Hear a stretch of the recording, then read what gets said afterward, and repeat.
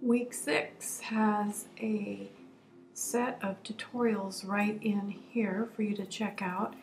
One of them is the one you're watching right now.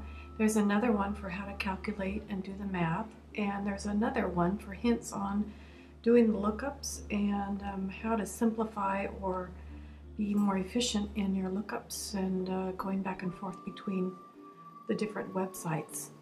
So let's open up the spreadsheet for this week, which you will then deposit right in here. And also note that this week 6 spreadsheet you will continue to use also for week 7 and week 10 and week 12, and then also for the final exam. So this is what day 1 looks like. Here's the tab, day 1, day 2, day 3. So whatever you put in your journal, you're going to record information right here. So let's just say first thing you ate was a banana.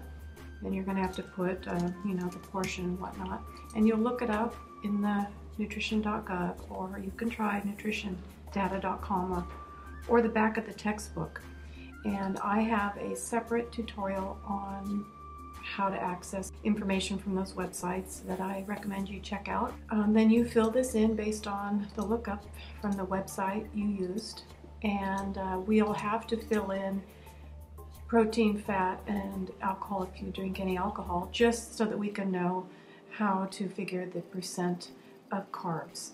And then this information will be automatically pushed forward to other sheets that are prepared for you, and I'll show you a little bit more about that. So as you fill in information here, you can see that I'm just randomly putting stuff without doing a lookup. I'm just trying to give you some ideas on how everything starts to fill out. See, it's automatically generating information for you. You will not be doing much math in your inputting here, but the math will come as you figure the answers, which is on the answer sheet I'll show you in a bit.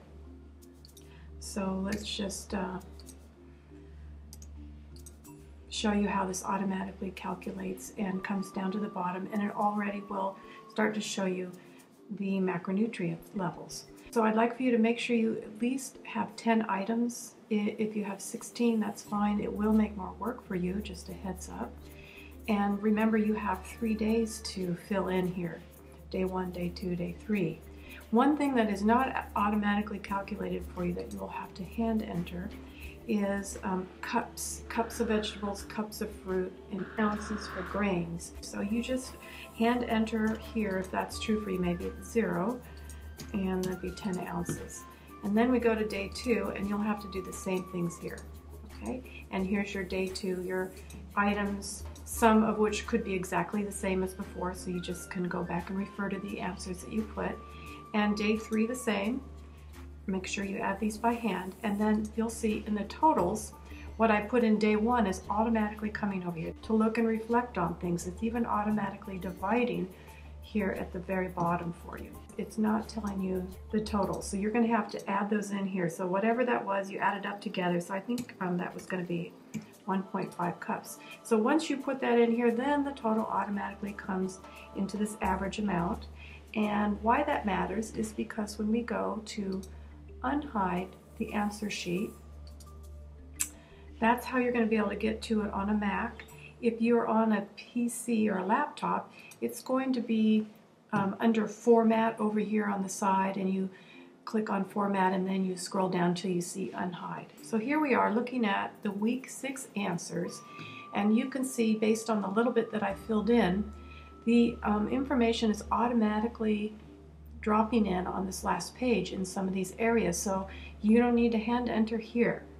And you also notice, very important, that this is where the total calorie intake averaged out for 3 days will be, and everything you do will be based on this average intake for you. So all of this information that you're going to look up for me, this is where you're going to prove to me you understand how to calculate grams, calories, and percentages based on your intake. So even if you look up a 2,000 calorie diet and you eat 3,000 calories, then your answers here are not going to be correct. Please always go by this number right here. And you're going to show me the math here. So once you have your 3-day fiber average, the total is going to be here. No need to do anything further.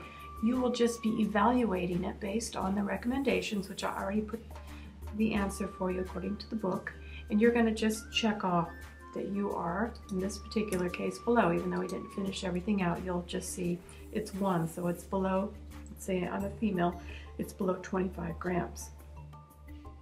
For sugars, I'm letting you know that basically the book recommends that you eat 10% of your daily total calorie intake of sugars. So if your intake was 3,000 calories, 10% of 3,000 would then be 300. Okay, so that's 300 kilocalories.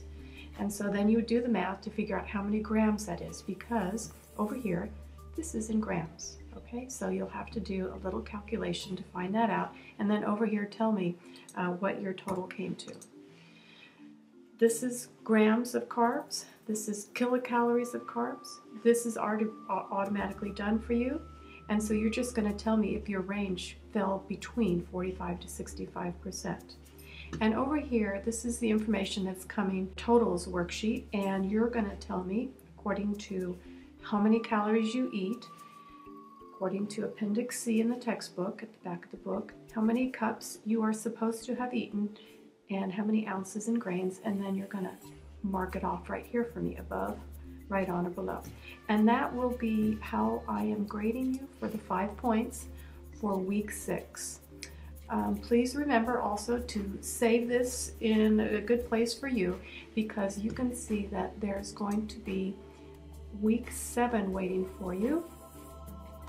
And so you're going to go in and unhide week 7, and the same items that you have put in week 6 will be automatically brought over here to week 7, so you don't have to re-enter that information. You will be adding information now on this week based on fat intake in these categories.